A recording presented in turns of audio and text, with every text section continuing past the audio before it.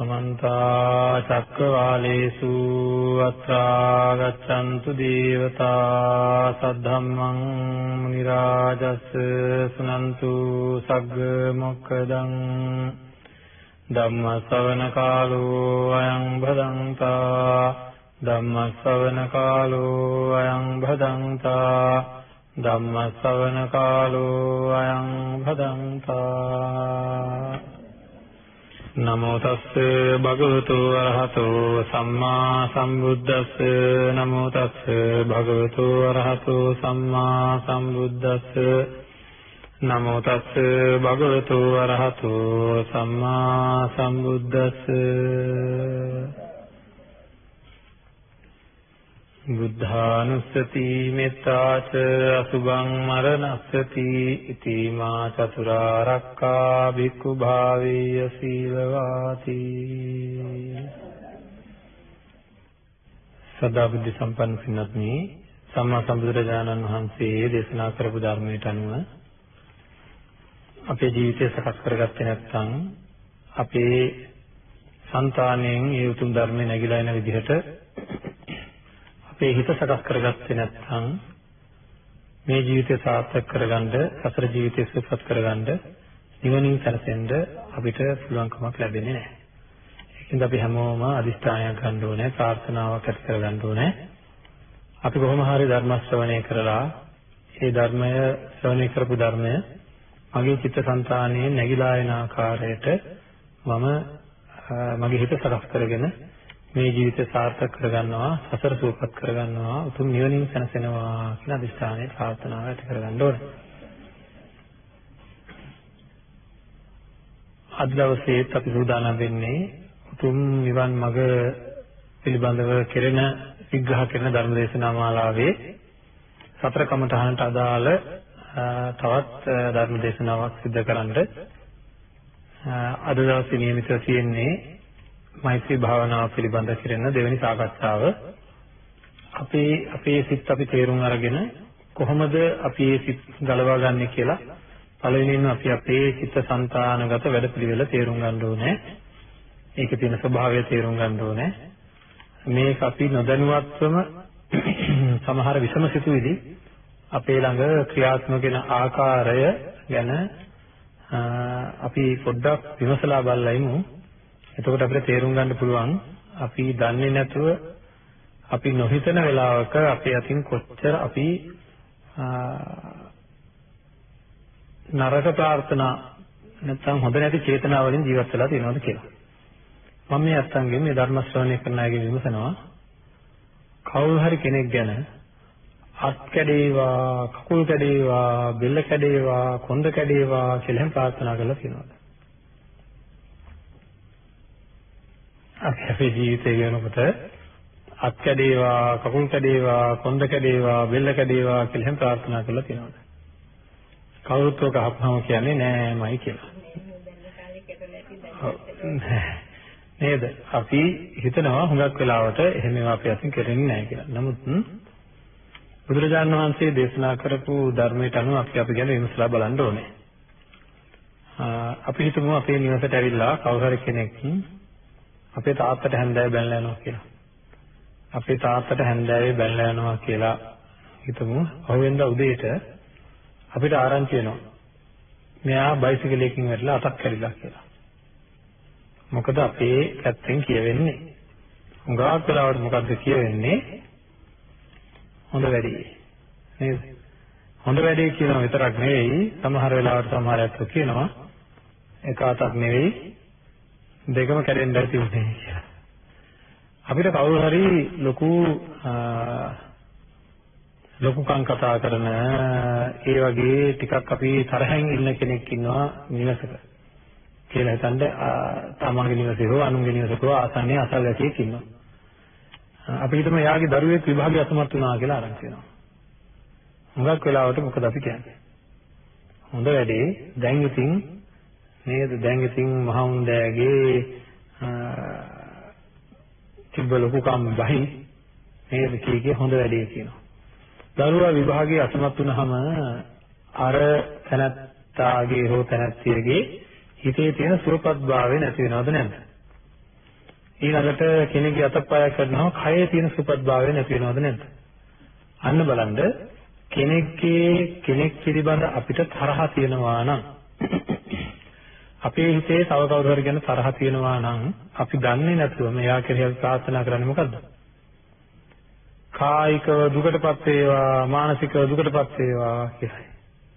හරිද? අපි දන්නේම නැතුව අපේ පැත්තෙන් ප්‍රාර්ථනාවක් කරන එක නේද හොඳ වැඩේ කියන්නේ. එහෙම එකක් වුණා කියලා දැනගත්ත ගමන් අපිට හිතෙන්නේ හොඳ වැඩේ කියලා. එතකොට එහෙනම් කායිකව දුකටපත් වේවා මානසිකව දුකටපත් වේවා කියලා. බලන්න එක මොහොතකටවත් එවැනි සිතුවිල්ලක් ඇති වෙන්න විදිහක් නැහැ. මෛත්‍රියෙන් තමන්ගේ හිත පිරලා තියෙනවා නම්. කරුණාවෙන් හිත පිරලා තියෙනවා නම්. හිත පිරලා තියෙනවා කියලා කිව්වේ තමන්ගේ හිතෙන් කරුණාව මෛත්‍රිය නැగిලා එනවා නම් එවැනි එකක් වෙන්න පුළුවන් කමක් නැත්තේ. ඒකින්ද මේ පිළිබඳව අපි ඊටාම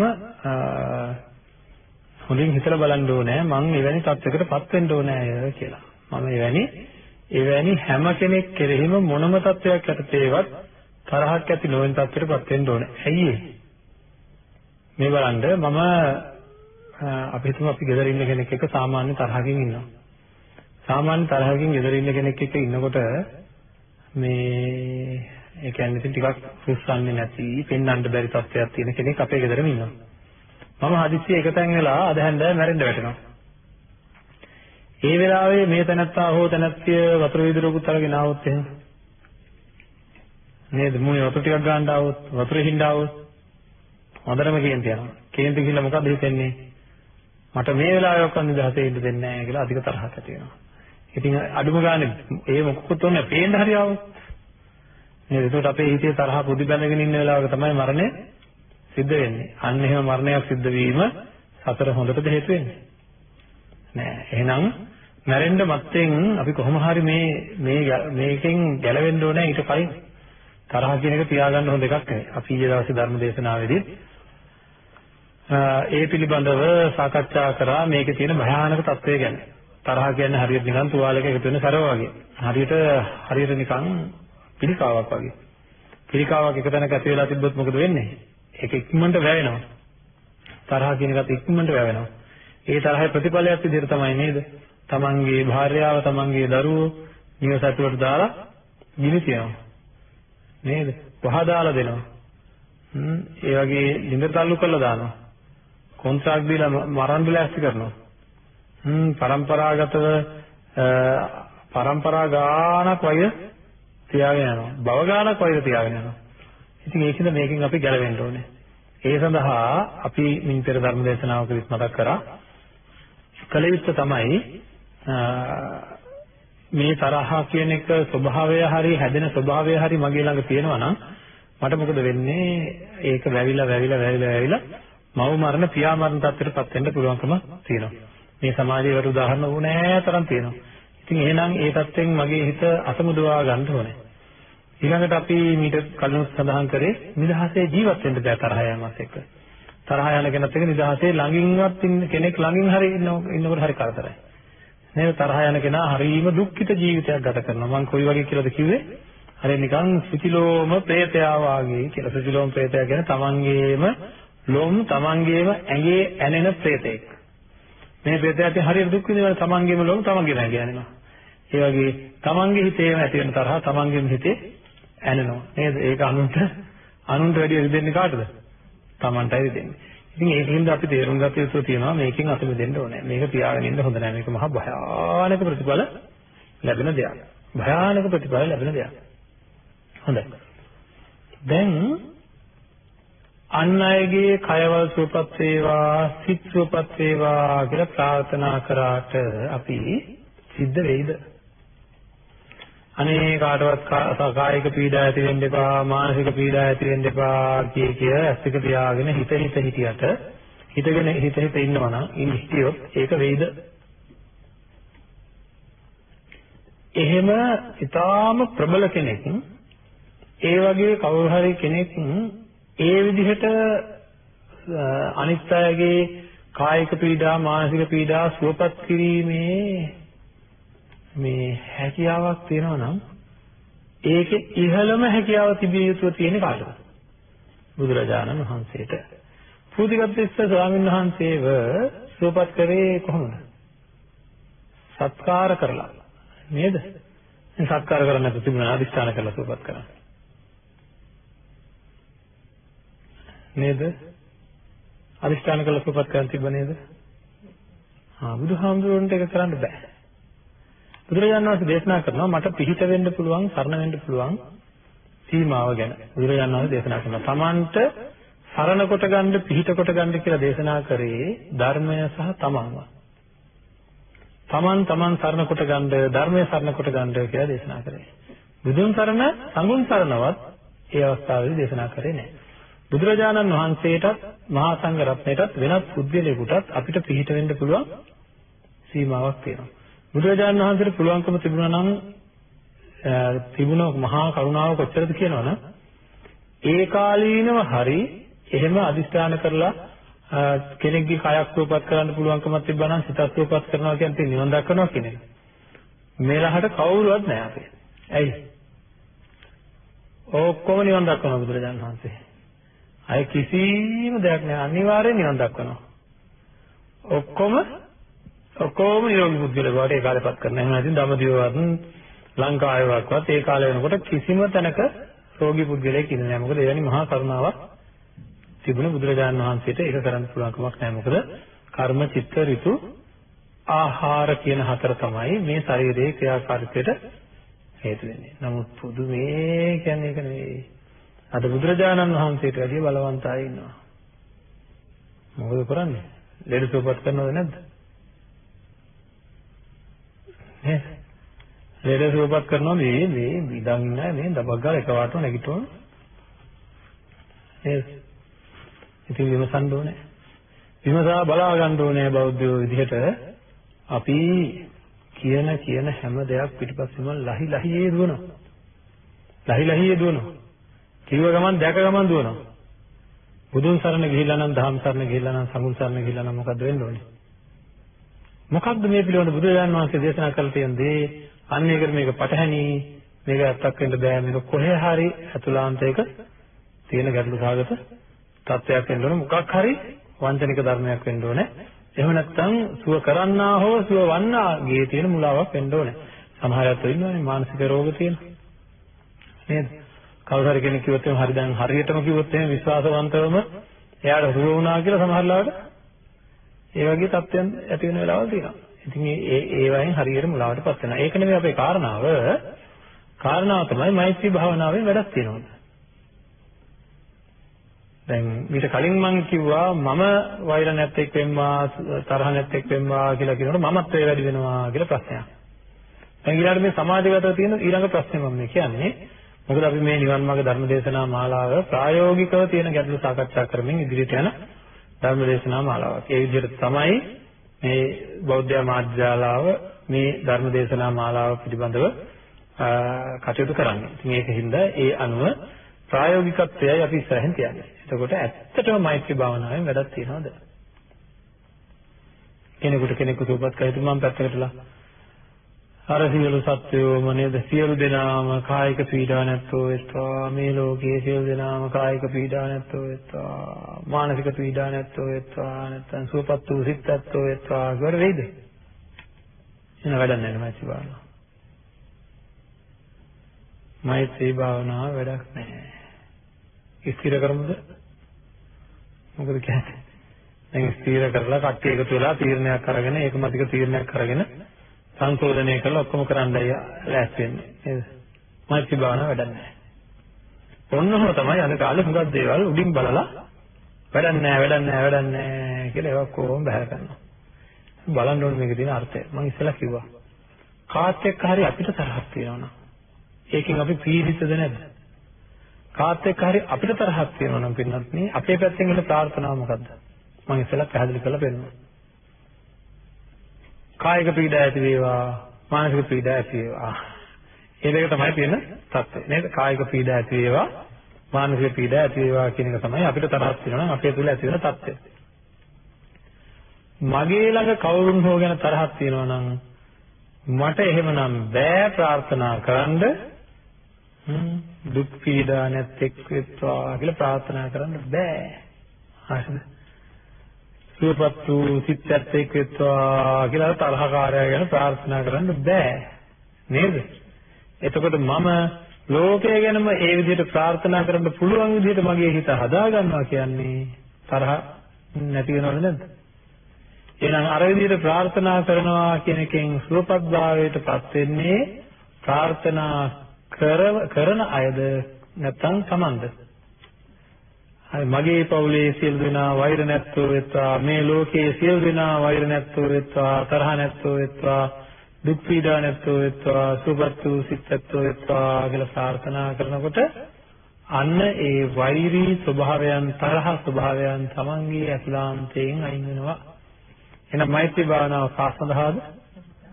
තමන්ගේ අභිවෘද්ධිය සඳහා. අපි පරීක්ෂා කරලා බලනවා එහෙම පුළුවන්ද කියලා. හරිද? මේ හැම දෙයක්ම කරන්න හේතු තියෙනවා. මෛත්‍රී භාවනාවේදී අපි මේ හේතු දැනගෙනම ඕනම භාවනාවකදී මම හැම වෙලේම මේ ධර්ම දේශනා මාලාවේ කියන්නේ කිසිම දෙයක් කරන්න යන්න එපා දන්නේ නැතුව. හරි? කවුරුහරි කිව්වට කරන්න යන්න එපා. බෞද්ධයා ඇයි එහෙම කරන්නේ? බෞද්ධයා කියන කෙනා මහා අභිමානයක් තියෙන කෙනෙක්. මොකක්ද අපිට තියෙන අභිමානය? බුදුරජාණන් වහන්සේ යමක් දේශනා කරාද අන්න ඒකෙහි එහිපස්සික ගුණය තියෙනවා. ඒ කියන්නේ එන්න මෙන්න බලන්න මෙන්න කරොත් මේක වෙනවා කියලා පෙන්වන්න පුළුවන්කම තියෙනවා. අන්න එහෙම පුළුවන්කම තියෙන ධර්මයක් අපිට ලැබිලා තියෙනවා නම් අපි කිසිම දෙයක් නැතුව බය නැතුව කාරණාව හොයාගෙන හේතුව හොයාගෙන මේ දේ කරොත් මේ දේ වෙනවා කියලා තේරිලා යන්න ඕනේ. හොඳයි. වෛරය තරහ කියන එක අපේ සංසාරික ජීවිතේ විනාශ කරලා දානවා. ඒක හරියටම රෝගයක් වගේමයි. ඒක අනිවාර්යයෙන්ම සසර අපි නොහිතුවාට පුදුම හානියක් සංසාර ජීවිතේට පුදුම හානියක් කරන මනෝභාවයක් තමයි වෛරය කියලා කියන්නේ. හරි. වෛරය තියාගෙන තරහ තියාගෙන හිඳීමෙන් වැඩියෙන් හානි වෙන්නේ කාටද? තමන්ටයි. තමන්ගේ පැත්තට ලොකු හානියක් සිද්ධ වෙන්නේ. හැම වෙලේම පිච්චි දැවි ඉන්න වෙන්නේ. මේකට නම් මුණ දෙන්න හරියම අමාරුයි. අද මේ ටික හරිය ඇහිච්චාට මම කියනවා පොඩ්ඩක් හරි තරහයක් කෙනෙක් ඉන්නවනම් මේ වෙනකොට කතා කරන්නේ නැති කෙනෙක් ඉන්නවනම් හරි පොඩ්ඩක් කතා කරන්න බැරිද අද ගෙදර කියලා. අද ගෙදර කියලා පොඩ්ඩක් කතා කරන්න බැරිද? ඔන්න එනවා ප්‍රශ්න මොකක්ද ඇති වෙන ප්‍රශ්නේ නේද? ආන්දරුණන් කිය කතා කරොත් හොඳට තියෙයි. කතා නොකරන හින්දා තමයි මෙහෙමවත්. ඔය වගේ ඇතුලෙන් තියෙන අපේ හිත කැමති නෑ පින්නන්නේ අපි ලොකු ප්‍රශ්න වල ඉන්නවා. හරි පොඩ්ඩක් කරුණාවෙන් කතා කරොත් ඔය ප්‍රශ්න ගෙදර තියෙන ප්‍රශ්නත් ගොඩාක් ඉවරයි. හරි ගොඩාක් ඉවරයි ගෙදර තියෙන ප්‍රශ්න. කරුණාවෙන් මෛත්‍රියෙන් ජීවත් වෙන්න පුළුවන් නම් ඔක්කොටම වැඩි වෙලා තියෙන මොකක්ද දන්නවද මේක කරගන්න බැරිකම? අපේ මහ පොළොවේ ඉඳන් උස මැන්නොත් අපේ ඔළුව තියෙන්නේ බම්බයක් විතර අඩි 5ක් විතර උසින්. ඒකට ඇත්තටම තියෙන්නේ යොදුන් 5ක් විතර උඩින් තමයි තියෙන්නේ. මේක පොඩ්ඩක් පාස් කරගන්න බැරි හින්දා තමයි ගොඩාක් ප්‍රශ්න වල පාස් කරගන්න බෑ. අද හැමෝම ඉන්නේ කොහොමද? පුදුම මාන්නකින් පුදුම ලොකුකමකින් මං කියන දේ තමයි හරිද? මම තමයි මේ විමානේ නේද? මගේ විමානේ මට ඕන හැටියට තියෙන්න ඕනේ. ඉතින් හදාගත්ත අර නේද ගඩොල් වට කරලා බ්ලොක් ගල් වට කරලා සිමෙන්ති දාලා ටයිල් අල්ලලා හදාගත්ත විමානයක් තියෙන කෙනෙකුට කවුරුත් එන්නේ නැහැ නේ. ඒකේ ඉන්න දෙන්න තුන් දෙනා ඉස්සරහා නේද අපූර්වට ගෙවල් එහෙම හදාගෙන ගින්නි පුපුරු වගේ අපිට ඉන්නේ. පුපුර ඉන්නේ. ඒ මොකද මේ අනේ කියන වචනේ පාවිච්චි කරන්න බැරි හින්දා. නේද කියන වචනේ පාවිච්චි කරන්න බැරි හින්දා. හරි. ඉතින් ඒ වගේ කරුණාවෙන් මෛත්‍රියෙන් ජීවත් වෙන්න බැරි හින්දා ගෙවල් හරියට ගිනි ගෙවල් වගේ. නමුත් මේ තරහ පිපිරි එනවා. ඒකින්ද හරීම වේදනාකාරී ජීවත් වෙන්න වෙනවා. මෙන්න මේ වේදනාව බරිත තත්ත්වය කොච්චරද කියලා නම් කොයි වෙලාවක හරි මේ තරහ කියන එක අපි අයින් කරගත්තේ නැත්නම් ඒක වැවිලා අම්මා මරණ තාත්තා මරණ සහෝදරයා මරණ බුදුන් ගැඟේ ලේ හොලවන මට්ටමකට යන්න පුළුවන්. හරිද? ඒ තරම් එහාට යන්න පුළුවන් මේක. ඒකද මේක තබාගත යුතු නැහැ. ඉතින් හැම වෙලේම විදෝ ජීවත් වෙන්න ඕනෙත් නැහැ. මෙන්න මේ තරහ ගැන තියෙන ඔන්න ඔය වගේ ආදීනවයන් හොඳට මෙනෙහි කරනකොට මේ ආදීනව ස්වභාවයන් අපිට තරහ කියන මාත්‍රයක්වත් මගේ හිතේ ආවේ නැත්තම් හොඳයි කියලා හිතනවද නැද්ද? නමුත් එනවද නැද්ද? එනවා. නේද? අන්න තරහ කියන මාත්‍රයක්වත් මගේ හිතේ ආවේ නැත්තම් හොඳයි. ඇයි තරහින්ද හුඟා කරදරලා තියෙන සමහර අය කොටාගෙන සමහර අය එක දවසක් කඩුවකින් තව කෙනෙකුට කොටලා මාව හම්බෙන්න කෙනෙක් ආවා. ඉතින් මැරෙන්න නෙවෙයි හැබැයි අතක් කැපෙන්න වගේ කොටලා මාව හම්බෙන්න ඇවිල්ලා මාත් එක්ක ඒ පිළිබඳ ඒ වෙලාවෙම කතා කරා. කාරණාවක් කිව්වා. එයාගේ මේ ශරීරයෙන් මේ මස් පිඩු ගැහෙනවා. මේ තරහට. හරි. එතකොට ඒ වගේ කොච්චර පීඩනයක් තියෙනවද මේ තරහ කියන එක එන ස්වභාවය තියෙන හින්දා. ඇත්තට තරහ පොඩ්ඩක්වත් නැත්තම් මොනවටවත් වෙන්නද දැන්? දැන් මේ හැම වෙලේම තරහ යන අයට ජීවිත කරවන්න හරියම මේ ලෝකයේ හරීම සුන්දර හරීම රසවත් විදිහට ජීවත් වෙන්න පුළුවන්කම තියෙනවා. ලෝකේ රසයක් තියෙනවා. ඒ රසය විඳින්න නම් හිත සාන්ත වෙන්න ඕනේ. සුවපත් වෙන්න ඕනේ. එතකොට තමන්ගේම ඇතුලෙන් එන මහා ප්‍රීතියක් මහා සුවයක් විඳ ගන්න පුළුවන් තනියම. ඒකට කවුරුවත් ඕන වෙන්නේ නැහැ. ඒ වගේ ලෝක රසය විඳ ගන්න බෑ තරහ යන අයට. ඒකට හැම වෙලේම පිච්චි දැජේ මේ කාගේවත් පොඩි කෝලම් ටිකක් ලේලිගේ කෝලම් නැන්දම්මගේ කෝලම් ඒ වගේ නිකන් නේද මේ පොඩි නිකන් අහක බලාගෙන ගියාය මූණ උදුම්මගෙන ගියාය අප්පා මෙයාගේ තියෙන නේද දැන් මෙතන ඇවිල්ලා මට වැඩිය ලොකු වෙන්න හදනවා මෙතන මම තමයි මේ ඔක්කොම කරේ ඔය වගේ අප්පේ මේ පොඩි දේවල් ටිකක් මැරෙනකන් හිත මොන්න පිස්සු විකාරයක්ද බලන්න මේක පොඩ්ඩක් අතහැරලා දැම්මනම් ලෝකේ රසය විඳ ගන්න පුළුවන්. ලෝකේ රසය විඳ ගන්න බැරුව මූණ නපුරු පාට වෙනවා ටික දවසක් ඇද්දි. ඇයි? ඒක කියන්නකො මොකද කියලා? කර්ම චිත්ත ඍතු ආහාර ශරීරයේ සකස්මට හේතු වෙන්නේ. නපුරු අයගේ නපුරු පෙනුම වෙනවද නැද්ද ටික දවසක් ඇද්දි? ඊර්ෂ්‍යාවගේ ඊර්ෂ්‍යා පෙනුම වෙනවද නැද්ද? දකින්නකොටම කියනවා මේ මෙයානම් යස්සනියක් වගේ මෙයානම් යස්සෙක් වගේ. නේද? පෙනුම යස්සෙක් වගේ නම් ඉතින් හුඟක් වෙලාවට ඒක කර්මානුරූපව නෙවෙයි නම් ඇවිල්ලා තියෙන්නේ චිත්තයෙන් හේතු වෙලා නම් ඇවිල්ලා තියෙන්නේ. ඉතින් ඒක ඉතින් යස්ස ගතිම තමයි. නේද? කලාතුරකින් යස්ස පෙනුම තියෙන හැබැයි හොඳයි නැතුව නෙවෙයි. ඒ මොකද එයාට කර්මයෙන් ඇවිල්ලා තියෙන එක. නේද? ඉතින් ඒ වගේ මේ තමන්ගේ ශරීරයත් ඉවරයි ටික දවසකින්ම ප්‍රෙෂර් දිය වැඩියාව ඔක්කොම හැදෙනවා. ඇයි මේ? ආරක දරන්න බැරුව. ඒක ඔක්කොගේ වැරද්ද දාන්නේ තාය ආය කාටද? ආය අනුන්ටමයි වැරද්ද දාන්නේ. නේ? තමන්ගේම පින්නදී වැරද්ද.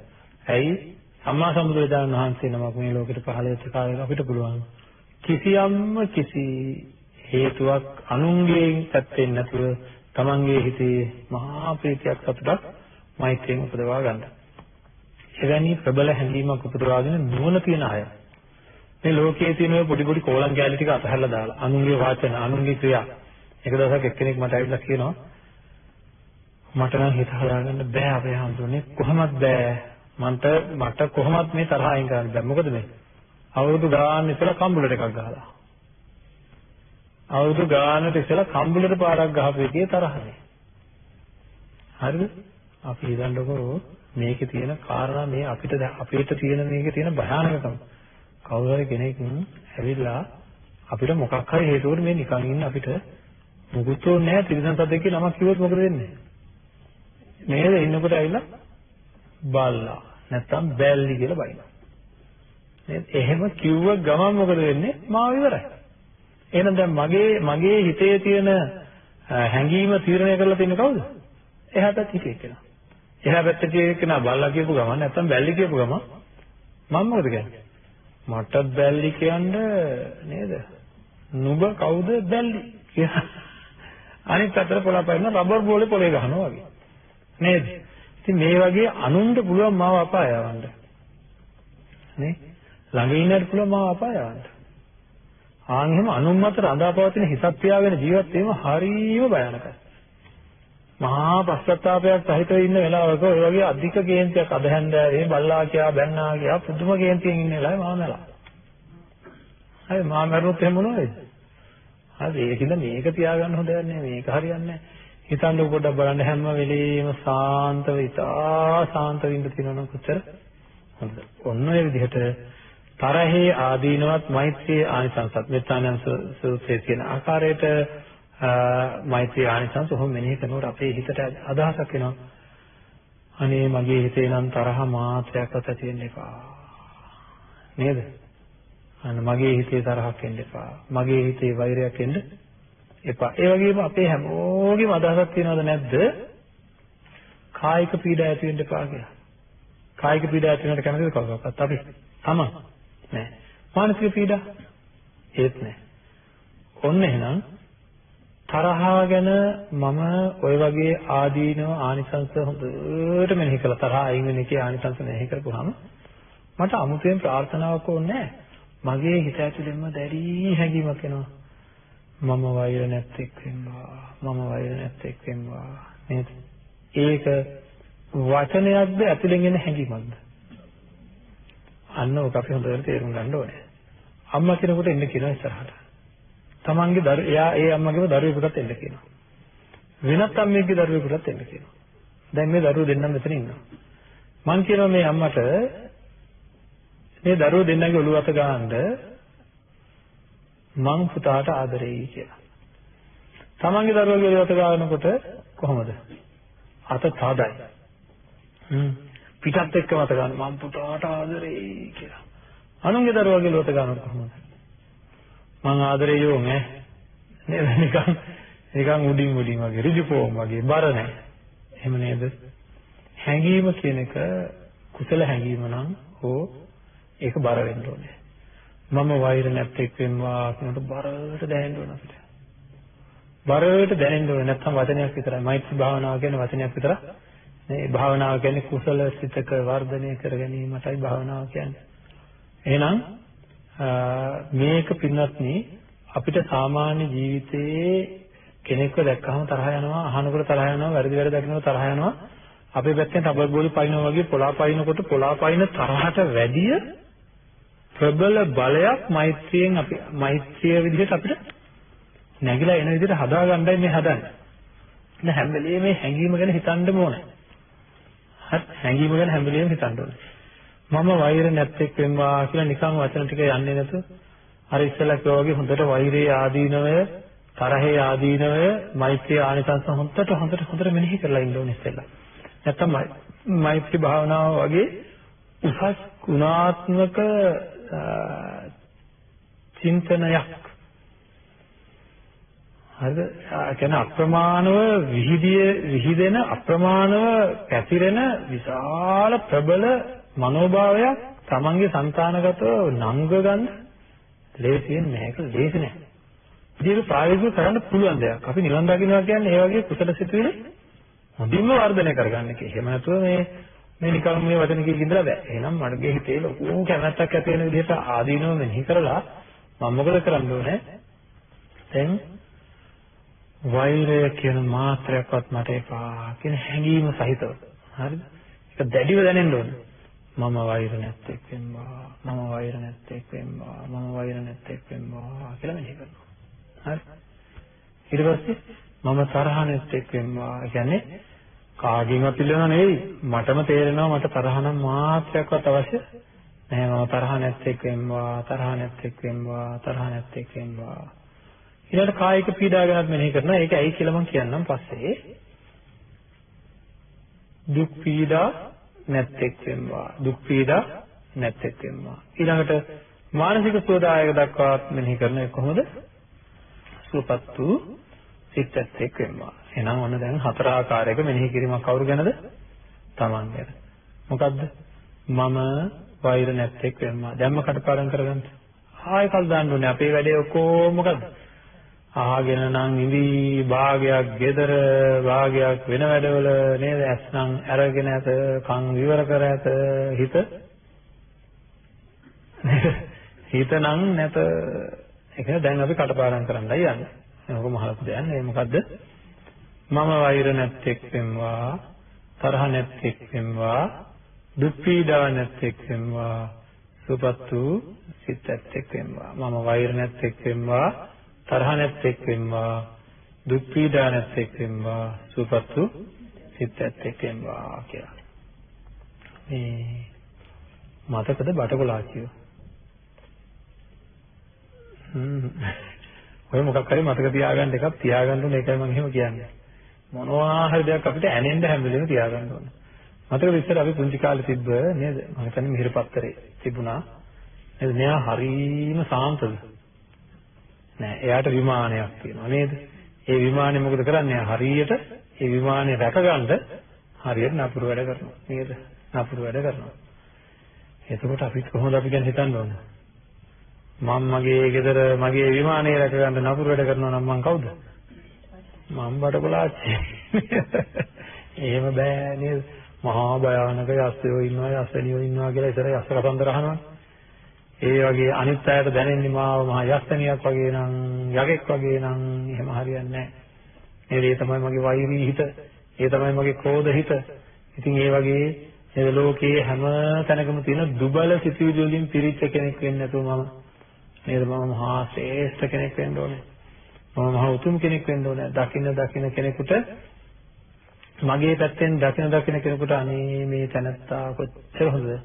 අනේ මට අම්මෙක් වගේ නේද මේ දුක් සහිත සංසාර ගමනේ පින්නත් නේ අපි ඔක්කොමලා දුක් විඳිනවා.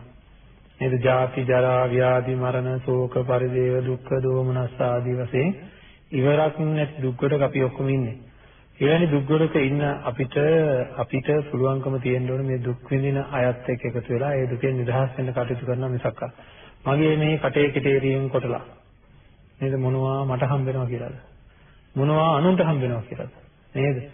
ඒකින්ද එකමුතු වෙලා දුක් දැකලා දුක් තේරුම් අරගෙන හැමෝටම කරුණාවෙන් ජීවත් වෙන පුද්ගලයෙක් බවට පත් වුණොත් කොච්චර වටිනවද? තමන් මේ ලෝකෙට බිහි කරපු අම්මා තාත්තට නිවන් දකින්න ඒක හේතුවක් වෙනවා.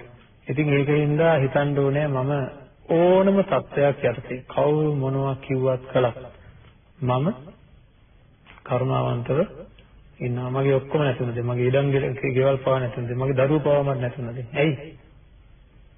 නේද? ඔක්කොටම හුඟක් අම්මලාට ප්‍රශ්නේ තියෙන්නේ පුතා නැති වෙයි. නේද? අරයාගේ වැඩේ පුතාට කියේවා කියනවා. කී පුතා නැති වෙයි. ඉතින් පුතාට මම පොඩි කාලේ ඉඳන් නේද? හුඟක් අම්මලාට හිතන්න පුළුවන් විදිහක් හුඟක් ලේලිලාටත් හිතන්න පුළුවන් විදිහක් මම මේ කියන්නේ. පුතාට මම පොඩි කාලේ ඉඳන් යහගුණ ඉගෙනුවා. නේද? අවශ්‍ය කරන සියලු ගුණාංග උපයාස අපෙලා දුන්නා.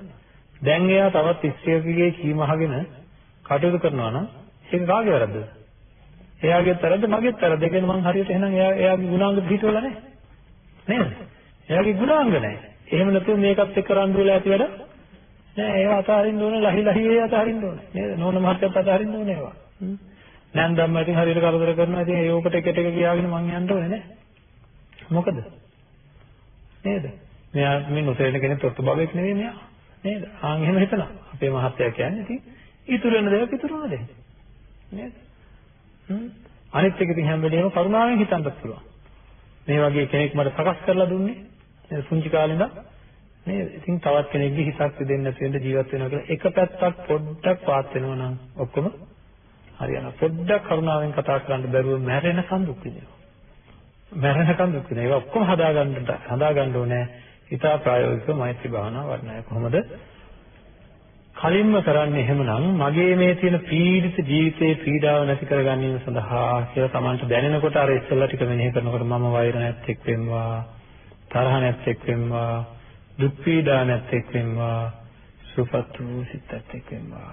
මම වෛර නැත්තේක් වෙම්වා, තරහ නැත්තේක් වෙම්වා, දුක් පීඩා නැත්තේක් වෙම්වා, සුවපත් වූ සිතක් වෙම්වා කියලා. එක නපුරු පුද්ගලයෙක් Tamanගේ ලේරිත් එක්ක තරහ වෙලා ඔන්න ඉන්නවා. හරි? නපුරු පුද්ගලයෙක්. හැබැයි මම හිටිය ආසන්නයේ හිටියා. එක දවසක් මට ඇහෙනවා නිදා ගන්න යනකොට කියනවා සිර සත්‍යෝ නිකේවන රෝගී වසුපත් වේවා. ඒක තමයි කියන්නේ. මොකද්ද කිව්වේ? නෑ මම මේ සිර සත්‍යෝ නිකේවන රෝගී වසුපත් වේවා. මම ඒක ලේලි. යාට හරියන්නේ. එහෙම තමයි. ඉතින් ඒතර මෛත්‍රිය වැඩිනවද? නෑ.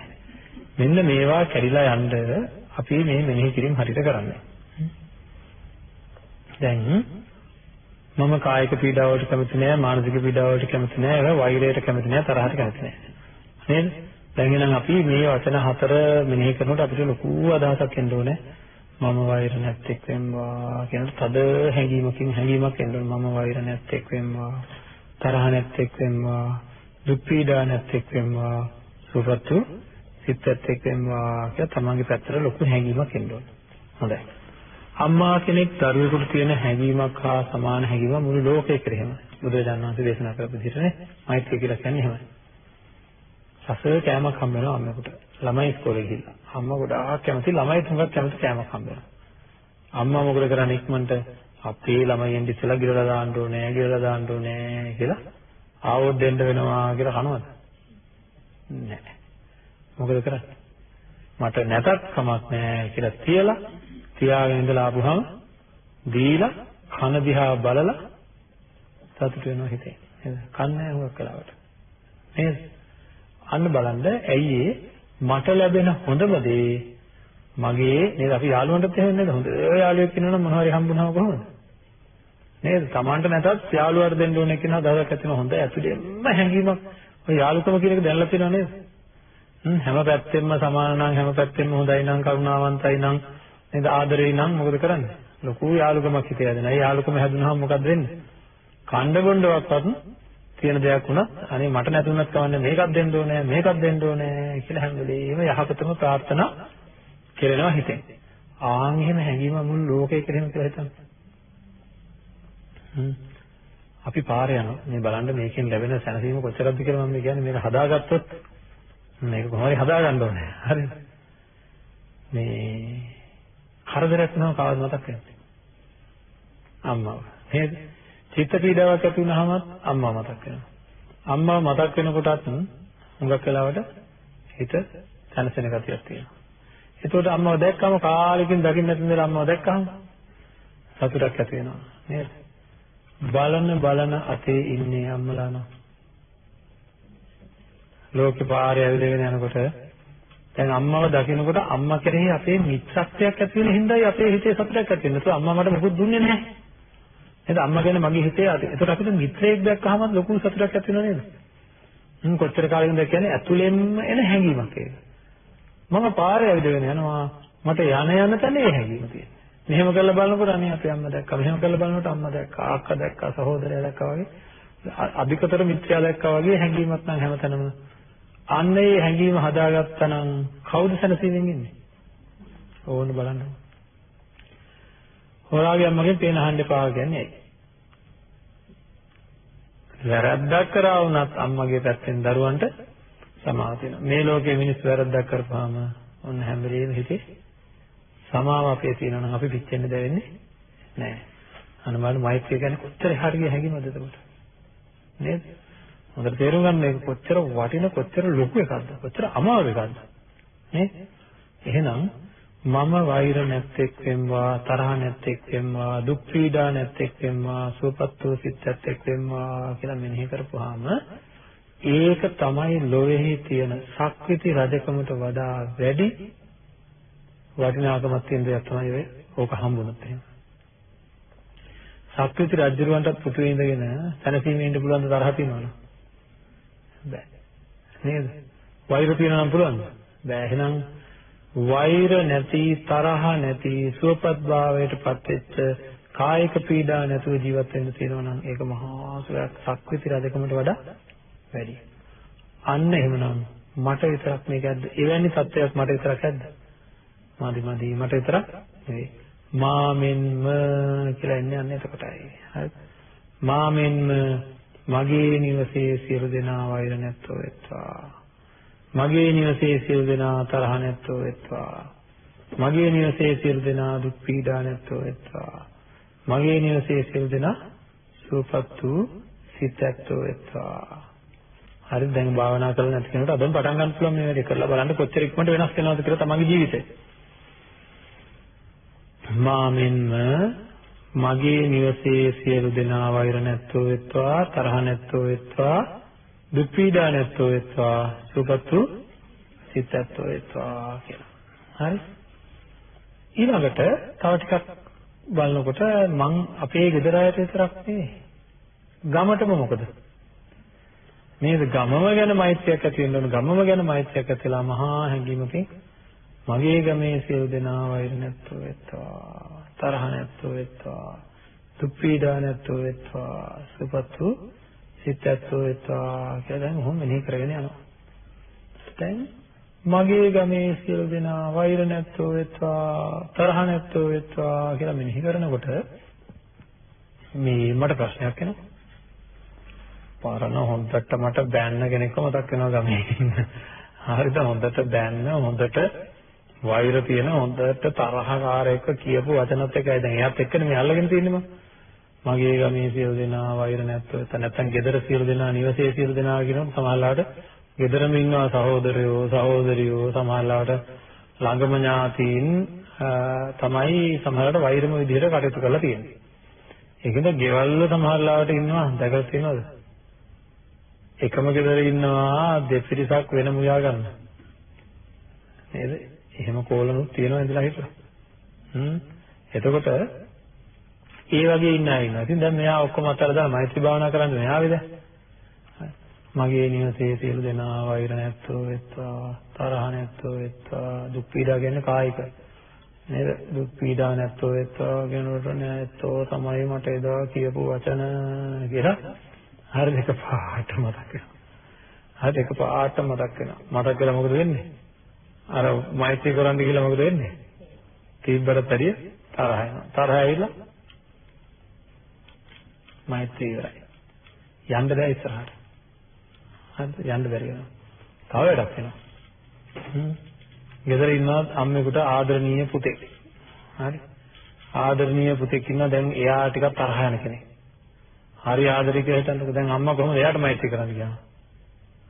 මාමෙන් මගේ පුතා වෛර නැත්තේක් වෙත්වා වෛර නැත්තේක් වෙත්වා තරහ නැත්තේක්ම වෙත්වා නේද දුක් පීඩාවක් නම් කවදාකවත් එන්න එපා නේ මගේ කොල්ලාට කවදාකවත් කියලා දැන් මොකද්ද මේ මෛත්‍රිය වෙනුවට එන්නේ ආදරය බැඳීම හරි ඒක આવොත් අපි මෛත්‍රිය මම කලින් සඳහන් කරා මෛත්‍රිය කියන එක වර්ධනය වෙනකොට හිතවත්කම් අහිතවත්කම් වෛරීකම් කැඩෙන්න ඕන කොහොමද හිතෙන.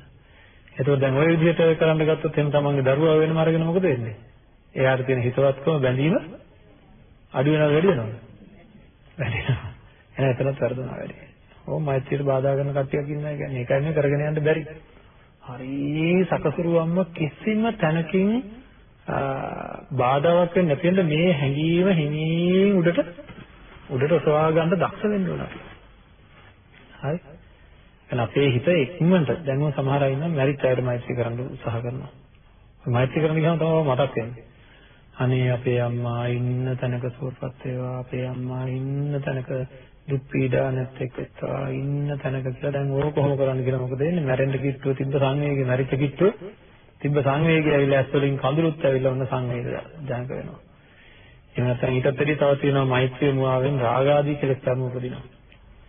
ඉතින් මේ වගේ නේද ඒක කොහොමද තියෙනවනේ නේ කාර්යාලයක වැඩ කරගන්න ගියාම පිරිමි එක්කෙනෙක් නම් ඔෆිස් එකේ පුටුවේ ඉන්නේ ඉස්සියක් ගියා නම් නේද හරියම මෛත්‍රියෙන් කතා බහ කරලා හරි ඕක කරලා දෙන්නම් නෑ මේකත් කරලා දෙන්නම් හරි ප්‍රශ්නයක් නෑ හරි එහෙම නැත්නම් වෙනත් කෙනෙක් නම් ගියේ ඉන්නවා බලමු හරි මේවා නුවණින් බලන කට්ටිය දෙන්න මේක යටින් යන්නේ මොන වගේ දෙයක්ද කියලා ඉතින් අන්න ඒ වගේ දේවල් නැතුව පැහැදිලි මෛත්‍රියකට එන්න නම් අපි ක්‍රමානුකූලව මේක කිසිම පැත්තකින් ඒකින්ද කරන්න දෙයක් නැහැ.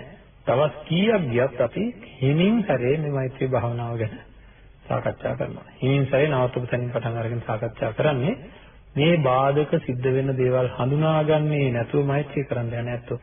සමහර අය කියනවා ඉස්සෙල්ලාම තරහකාරයට මෛත්‍රී කරන්න. නැත්නම් ඉතින් මොන මෛත්‍රියක්ද කියලා. අපි හිතමුකෝ අපිට මේක වෙනම ප්‍රශ්නයක් කියලා. අපි හිතමු කාට හරි අපිට දඬුවම් දෙන්න මට ගහන්න ඕන වෙලා තියෙනවා කාට හරි. හරි මම හිතාගෙන ඉන්නේ ගහනවා කියලා දැන්. උදාහරණයක් විතරයි. එතකොට දැන් එයා මට ඉස්සරහට මුණට හම්බ වෙනවා. හම්බුනහම අපි හිතමු මම තාම දුර්වලයි කියලා. මං ගහගන්න ගියොත් මාව පරදිනවා කියලා මම හොඳටම දන්නවා. කරන්න ඕන මොකද්ද? පොඩ්ඩක් මග ඇරලා යනවා. ගිහලා හොඳට පුරුදු වෙලා පුරුදු වුණාට පස්සේ තමයි සක්නට යන්න ඕනේ. නේද? ඒ වගේ මෛත්‍රිය කියන එක හොඳට වැඩුණාට පස්සේ තමයි තරහත් එක්ක සක්නට යන්න ඕනේ. ඉස්සෙල්ලාම තරහකාරයට මෛත්‍රී කරන්න ගියොත් එහම ඔක්කොම ඉවරයි. ඒකින්ද ප්‍රායෝගිකව අපි කොහොමද මේ මෛත්‍රී චිත්තය වර්ධනය කරගන්නේ කියන එක ගැන සාකච්ඡා කරන ධර්ම දේශනාවක් හෙට දවසේත් මේ අතන්ට ශ්‍රවණය කරන්න පුළුවන් වෙයි. මේ විදිහට අපි ටික අපේ හිත මෛත්‍රියෙන් තේමා ගන්න කොහොමද කියලා සාකච්ඡා කරමු. අද දවසේ මේ ධර්ම දේශනාව තුළින් බොහෝ කුසල සිත් ඇති කරගත්ත බොහෝ දිනෙක ලෝක පුරා වාසය කරයි. ඒ කුසල සිත් ඇති වෙච්ච අයගේ කුසල සිත් ඇති වෙච්ච වාරයක් ගානේ මේ දායකත්වයේ දරපැත්තන්ට මහා පුණ්‍ය ශක්තියක් දැනෙන්න වෙනවා. ඒ මොකද අන් අය කෙරෙහි කරුණාවෙන් මෛත්‍රියෙන් අපි විතරක් බණ අහලා විතර මේ අන් අයටත් මේ ධර්මය ශ්‍රවණය කරන්න අවස්ථාවක් ලබා දුන්න මේ දායකත්වයේ දරපැත්තන්ට හැම දිනාටම ප්‍රථමයෙන් තමන්ගේ චිත්තසංතාන සුවපත් වෙලා මේ ජීවිතය සාර්ථක වෙලා සතර සුවපත් වෙලා උතුම් නිවනින් සැනසෙන්නට මේ පින් හේතු වේවා කියලා ප්‍රාර්ථනා කරනවා.